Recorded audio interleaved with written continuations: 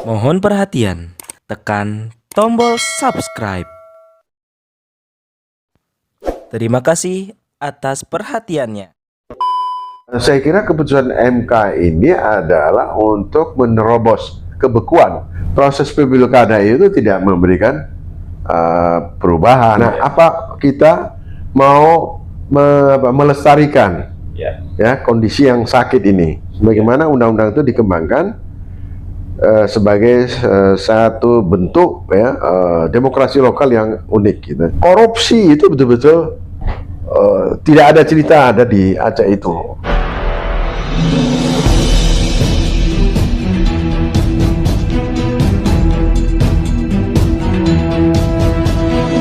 Saya Yani Muhammad, driver online Depok.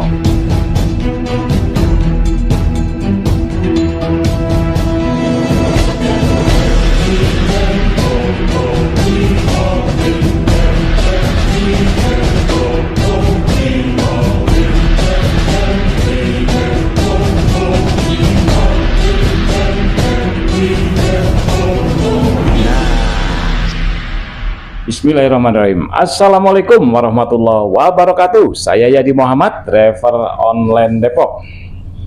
Sahabat Popole yang ada di langit dan di bumi, kita kembali jumpa di ruang paling pribadi Anda. Lagi-lagi kita berdiskusi dengan sosok yang tak asing lagi. Beliau adalah Associate Profesor Dr. TB Masa Jafar. Kali ini juga sekaitan dengan keputusan MK, tapi kita akan lebih mengkerucut terutama dampaknya di Pilkada Aceh Darussalam. Assalamualaikum Pak. Waalaikumsalam warahmatullahi wabarakatuh. Apa kabar? Hai, Alhamdulillah ya. Pak, ini sedang rame-ramenya soal keputusan MK yang hari ini juga katanya sedang mau dianulir oleh DPR. Tapi kita bicara soal sebetulnya ada nggak kira-kira memiliki dampak nggak kira-kira terhadap pilkada di Aceh dan sejauh mana dampaknya itu? Ya, dampaknya pasti ada ya. Terutama kita lihat pada proses pencalonan balon Ya. yang diusung oleh partai-partai politik yang tadinya memerlukan jumlah kursi yang banyak, 20 minimal 13, itu paling tiga harus merangkul 3 partai. 3 partai. Dengan keputusan ini, kalau partai besar cukup 1. Ya, Ya. karena dia sudah memenuhi. Iya, kalau kayak Kota. PKP 9 ya cukup 1 partai saja ya. Karena sekarang ketentuannya 7,5 ya, Iya, itu sekitar 6 kursi udah cukup. 6 kursi. Ya. Atau dua partai kecil ya. Ya. Nah, dampaknya apa? Dampaknya berarti kos politiknya itu kan turun. Turun ya. Karena itu udah rahasia umum lah. Maksudnya wani pironya. Wani piro, jadi mahar. Mahar politik. Ya, mahar politik yang tinggi, Ya. besar itu tidak memungkinkan semua calon berpeluang untuk mendapat tiket. Ya, kecuali apa ya, calon-calon yang incumbent Ya. ya, atau calon-calon yang memang mempunyai sumber dana yang cukup ya. Tapi kalau yang itu kan sebenarnya tidak punya dukungan keuangan yang cukup ya. Ya. Ini ada hubungan dengan kompetensi kontestasi, Kontestasi ya. persaingan. Ya. Jadi kalau dia berpusat pada banyakkan uang, maka kontestasi atau persaingan tidak ada. Persaingan ya. Yang punya akses yang banyak uang, Ya. yang ada isi tas. Istas ya. Yang tidak ada isi tas jangan bermimpi. Jangan berharap dan bermimpi. Jangan marah dan bermimpi. Nah, ini saya kira keputusan MK ini adalah untuk menerobos kebekuan ya proses politik pada pemilu kada. Ya. Ya, jadi keputusan MK itu boleh dibilang luar biasa. Karena kalau apa yang berlaku sekarang ini, Ya. maka konspirasi, persekongkolan para elit partai ini itu begitu terbuka sekali, ya. Ya. Pokoknya ya dukung yang banyak uang lah, Iya, iya. ya kan? Ya.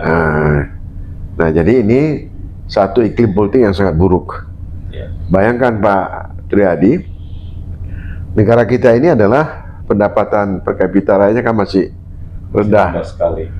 ya. Jadi rakyatnya miskin tapi biaya politiknya tinggi sekali. Iya. Itu kan nggak make sense, nggak masuk di akal sehat. Nggak masuk nalar. Ya, jadi rakyatnya miskin, biaya politiknya orang untuk menjadi pemimpin Iya. itu dengan biaya yang sangat tinggi sekali. Iya. Ya, karena beban finansial, beban biaya politik yang tinggi ini, itu dampaknya, ya ini yang nyolongnya lagi, Iya, iya. ya nyolong lagi sumber-sumber keuangan, apakah yang ada di pemerintahan maupun sumber-sumber dana yang lain, ya. Iya. Nah, jadi politik itu, politik pemilu kada itu tidak membawa perubahan, Iya. tidak memberikan harapan bahwa kepemimpinan atau satu pemerintahan atau satu daerah itu akan berkembang lebih sehat, lebih baik, lebih maju. Karena ini sudah tersandra.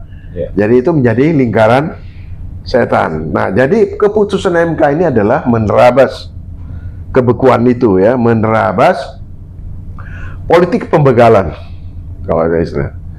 Atau kalau saya katakan politik persekongkolan. Persekongkolan. Karena kekuatan finansial, karena kekuatan uang, Kapital. karena kekuatan kapital, ya. Nah, ini sangat berbahaya sekali terhadap prospek demokrasi. Ya. Dan ini harus kita kritis terus, ya, supaya politik pemilu kada itu semakin sehat, supaya para tokoh-tokoh yang layak tampil, ya, itu mendapat ruang sehingga harapan untuk berubah ada. Ya, kalau di Aceh itu kan spesifik ya, karena memang di sana kan ada partai lokal ya Pak ya. Nah, apakah juga memiliki dampak terhadap partai lokal di sana? Oh iya, Artinya mereka bisa ngusung sendiri ya? bisa. Sebenarnya ada 2 partai lokal udah bisa ngusung sendiri dia. Ya. Nah, jadi kalau partai lokal itu inovatif, ya, kalau mereka punya pandangan yang jauh ke depan, ingin melakukan suatu terobosan, 2 partai saya kira cukup, ya, untuk mengusung seorang kandidat, ya, yang dianggap bisa memimpin Aceh sekarang lebih baik gitu. Ya. Berarti kutukan itu tidak bakal terjadi dong? Tidak bakal terjadi. Tetapi kalau proses kontestasi itu dikunci, Iya. hanya ada 2 calon, gitu kan? Nah, itu bakal ada kutukan terhadap elit politik yang terpilih. Kan nggak mungkin dikunci cuma 2 calon Pak. Nah, kalau sistem yang lama, Ya, andai kan nanti misalkan tidak dianulir kan? bisa saja kan, banyak alternatifnya supaya tidak ada lawan kotak kosong, diciptakan calon boneka, Oh iya. ya kan? Itu ada beberapa modus kan. Atau bisa juga tidak 2, 3, tapi yang 3 ini ya penggembira, ya kan? Yang penting supaya kelihatan demokratis. Tetapi proses pemilu kada itu tidak memberikan perubahan, ya. Jadi berarti harus ada penguatan di partai lokal itu sendiri ya Pak? Supaya... ya kembali lagi, ya. Jadi kalau partai lokal maupun partai nasional ingin membuat legacy, ya dia harus melakukan suatu perubahan, satu inovasi politik supaya iklim politik itu semakin baik, ya. Memunculkan tokoh-tokoh yang bisa membawa perubahan, ya kan? Banyak tokoh-tokoh alternatif gitu loh, ya. Jadi pilihannya itu jangan hanya itu juga, aja. ya kan? Jadi tidak ada komparasinya, Iya. jadi tidak ada bandingannya gitu loh. Iya. Nah, di dalam iklim demokrasi kan tidak sehat itu. Betul. Nah, kan kita sudah, kalau di Aceh itu kan udah pengalaman berapa kali, ya, pilkada. Itu ya, ini yang kelima kan. Kelima, ya. Tetapi satu hal yang masih menjadi satu isu yang terus mencuat, ya, bagaimana mungkin pilkada terus berulang, kemiskinan tambah parah. Kalau parah. Tapi kemudian dengan sistem yang dengan lahirnya keputusan dari MK, barangkali bisa dong memperbaiki kondisi lokal khususnya kan, kalau memang. Iya, mestinya bisa. Bisa itu dalam pengertian kontestasi elit itu menjadi dia tidak tunggal, Ya. dia lebih bervarian. Jadi kompetisinya ada, ya. Ya.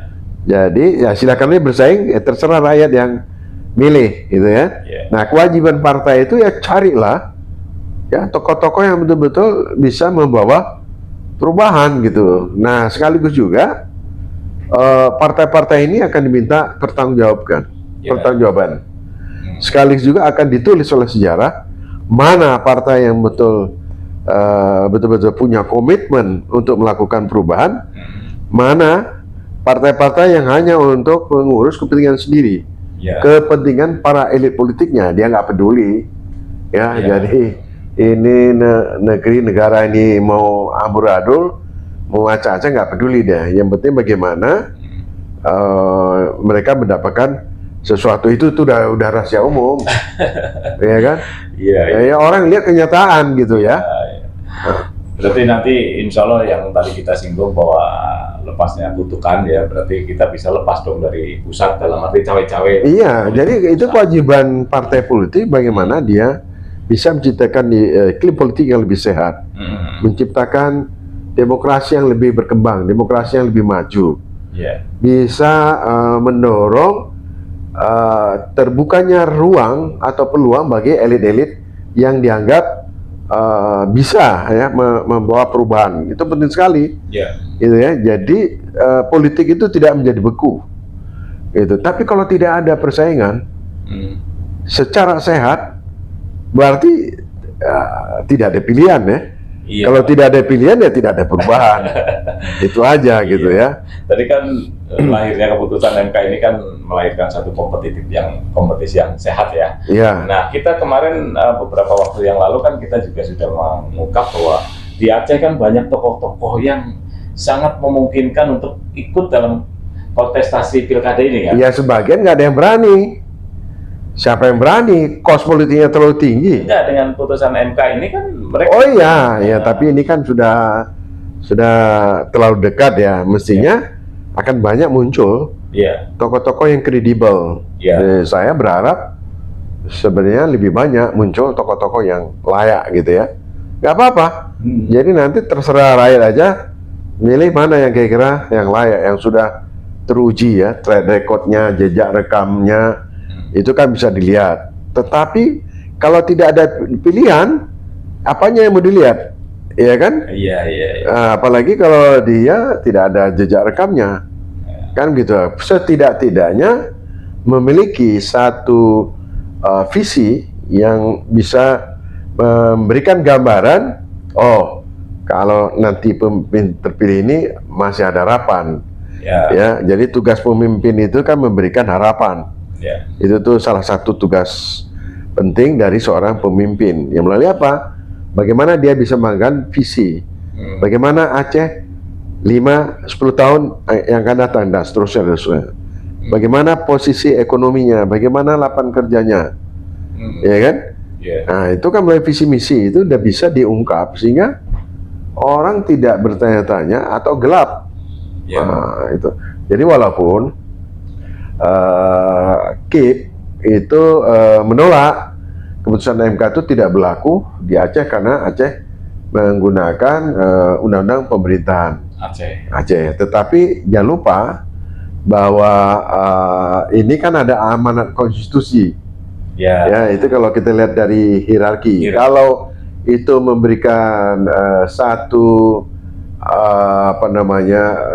nilai manfaat yang lebih besar, itu kan bisa diadopsi ya. Tapi ini masih debatable. Tapi yang jelas, kalau model sekarang itu yang terbangun adalah persekongkolan, ya, di mana kekuatan uang itulah yang menjadi pemenang. Nah, itu. Iya, betul.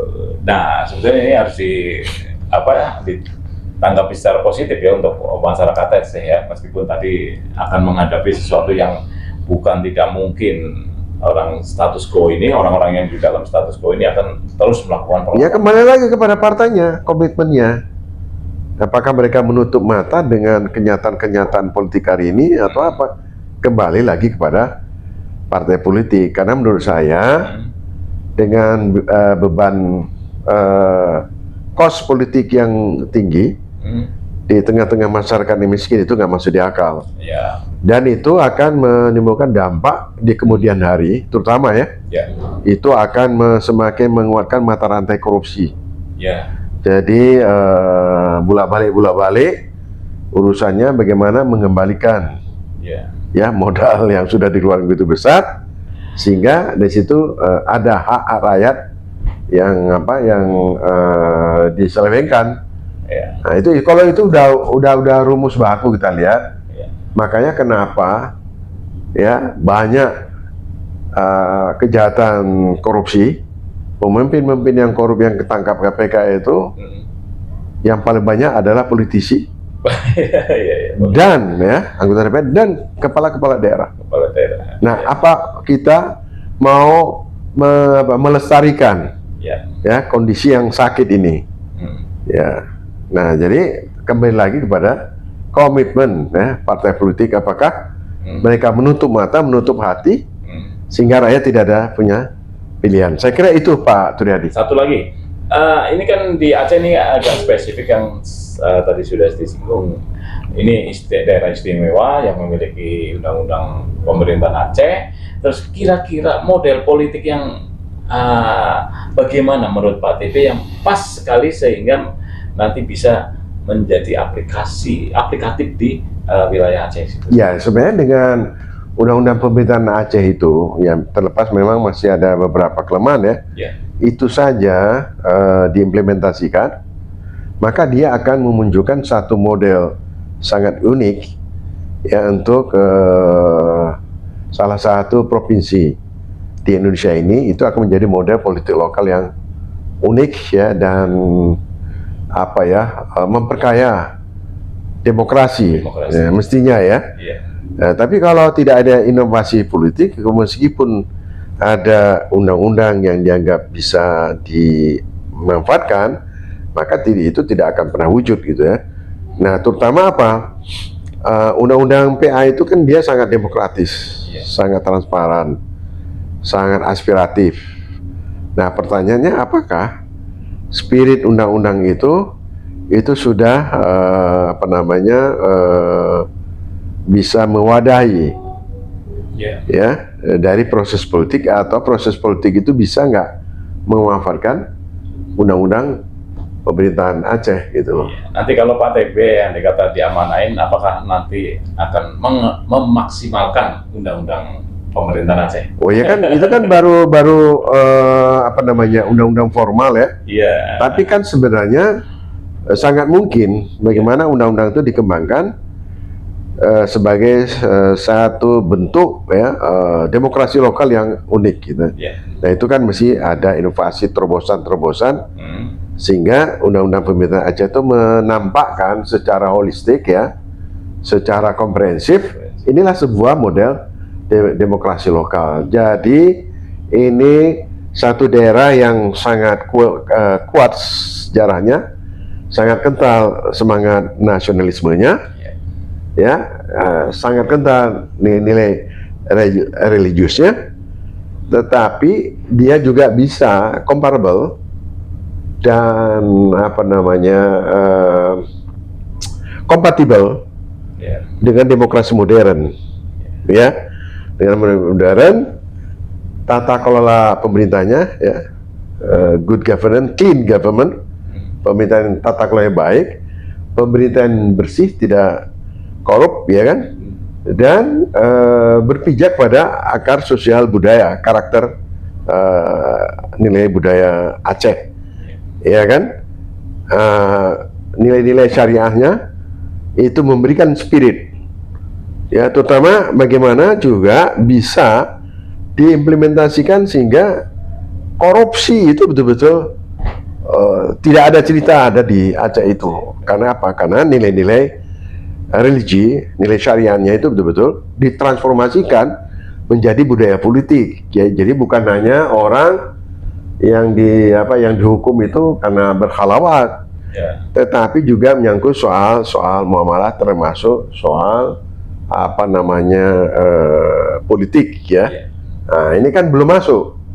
Nah, jadi kalau nilai-nilai sosial kultural religi itu masuk di dalam sebuah desain ya politik lokal di Aceh itu, saya kira itu akan terlihat ini adalah daerah yang dikenal sangat militan, anti terhadap kolonialisme, nasionalismenya itu menjadi contoh, ya kan, memberikan kontribusi terhadap pembangunan Republik Indonesia ini, sekaligus ya ini adalah memberikan corak bagi sebuah pemerintahan lokal di mana bisa bergandengan sejalan dengan prinsip-prinsip negara demokrasi di mana pemerintahnya adalah pemerintahan yang sangat berhasil dalam membangun tata kelola governance-nya, juga pemerintahan yang bersih dan ekonomi yang maju dan rakyat yang cerdas.